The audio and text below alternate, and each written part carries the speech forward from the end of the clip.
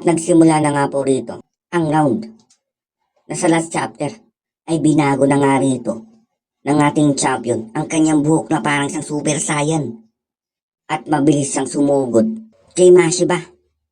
Yung sinabi nga rito ni Takamura na kung ang buhok lang daw ba ang nagbago kay Marcos Rosario. At tuloy tayo. Eto na nga ang ating bagong chapter 1463. At sumisigaw nga rito si Aoki at si Kimura, sinisigawan nila si Takamura. Nasabi rito ni Aoki na wala naman daw nagbago rito kay Marcos Rosario, kung hindi ang buhok lang niya.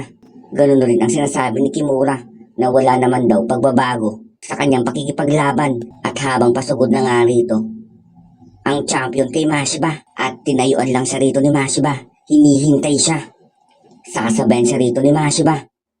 Nito sigaw nga po rito ng announcer na tumayo lang si Mashiba, hinihintay niya si Marcos Rosario na handa na siyang makipagsabayan rito, bakbakan kay Rosario habang sigawan ang mga manonood papalapit na ang ating champion na kung ito na daw ba ang katapusan, kung magiging mapait daw ba ito bakbakan. At sinasabi rito sa isip ni Ipo habang hinihintay ang bakbakan na huminahon lang si Mashiba.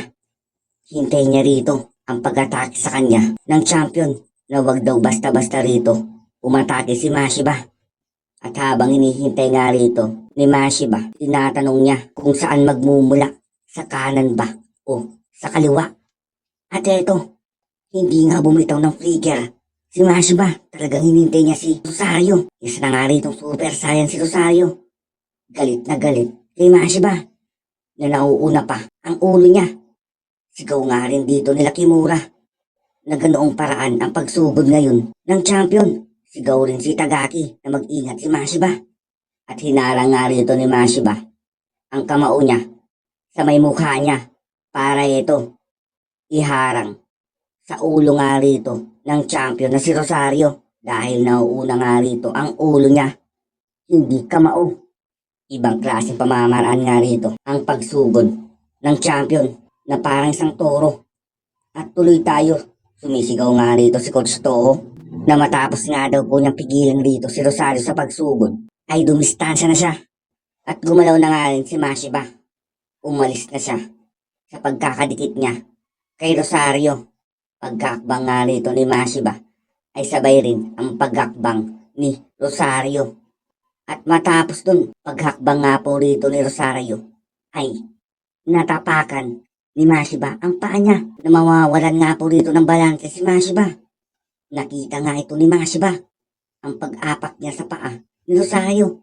At matapos ng pagtingin niya ito, isang kanan agad ang paparating sa kanya na mukhang sinadya nga po rito ngayon ni Rosario para matapakan ni Mashiba ang paa niya para mawalan nga po ito ng balanse at sabay bag ito. Isang malakas na kanan ng champion, pero buti na lang na sa huling segundo ay nagawa nga ritong sanggain ni Mashiba. At sabi nga rito ng kasama ni Mashiba na nagkabuhol daw rito, nagkatamaan ang mga paa nila. Pero hindi, sabi ni Coach Toho na mukhang alam niya ang ginagawa ng champion. Tanong nga rin dito ngayon ni Sendo na kung sinadya daw ba iyon ni Marcos Rosario ang pagpatid o para maapakan ni Mashiba ang paa niya. Pero hindi sabi nga rito ni Sawamura, pero madalas nga rin daw po yung mangyari kung isang kaluwete ang kalaban mo na magkatamaan rito ang iyong mga paa. At pasugod na nga rito ulit ngayon ang champion, papaatake na habang pabitaw nga rito ng isang kaliwa si Rosario. Wala pa rin sa tamang pwesto sa fighting pose si Mashiba.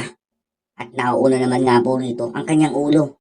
Sigaw ng mga manonood dahil isang headbutt na naman daw ang gusto niyang gawin kay Mashiba. Pero nakailag nga rito si Mashiba. Pero sabay ng pag-ilag niya sa ulo ni Marcos ay ito, ang kaliwa naman niya ang paparating sa mukha niya. Sunod-sunod na nga rito ang iba't ibang pag-atake ng champion.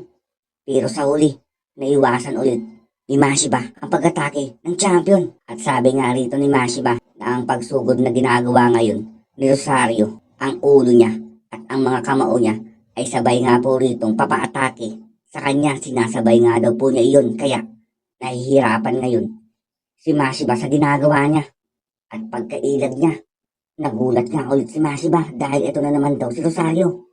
Ang ulo na naman niya, ang nauuna na isasabay nga daw po niya rito ang kanyang pag-atake. At matapos nun ito, pagkaiwas ni Mashiba sa ulo ni Rosario, ay ang sumunod ay yung kanan naman niya. Yung napakabangis na nahihirapan nga rito ngayon si Mashiba. Matapos nga po rito mailagan ulit ni Mashiba ang pag-atake ni Rosario, ay eto, humakbang na naman rito si Rosario at napatid na naman nga po niya ang paa ni Mashiba. Sunod-sunod na nga rito ang maruduming ginagawa ngayon ng champion. Gulat na gulat siya nang mapatid ulit. Matapos mapatid ito, nagawang makalayo ni Mashiba kay Rosario. At sigaw nga rito ng announcer na iika-ika daw si Mashiba na papalayo sa champion o patalon-talon, na mukhang nahihirapan nga daw rito ngayon ang challenger sa ginagawang maraming pag-atake ngayon ng champion sa kanya. At tanong nga ulit dito ni Sento ang sumunod na pagpatid ni Marcos kay Mashiba, na sabi nga rito ni Sawamura na ang sumunod na yun ay sigurado ng sinadya ni Marcos kay Mashiba. Gulat na gulat nga rito ngayon si Ipo sa napapanood niya. Sobra siyang pinagpapawisan sa pamamaraan ngayon na ginagawa ni Marcos kay Mashiba. At sabi nga rito ni Takamura kila Aoki ay natulad nga daw po ng sinabi niya na hindi lang ang estilo ng buhok niya ang nagbago ngayon, na mas lalong gumaspang pa nga daw po rito ang pakikipaglaban ngayon ng champion, na ang isang bad boy ay talagang nag-iisang demonyo na pakikipaglaban. Sinasabi nga rito ni Takamura, pansin na pansin niya ang katulad ng champion na si Marcos Rosario. Na ito, grabe nga po rito ngayon si Marcos Rosario. Ibang-iba sa mga world champion.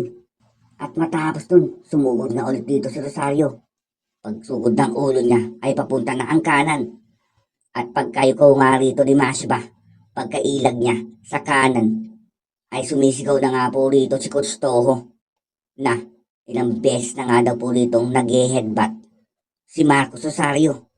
Sigaw na nga rito sa pag-aalala sila Itagaki. Pagkakbang nga rito ni Rosario, ito na naman ang ulo niya papalapit kay Mashiba.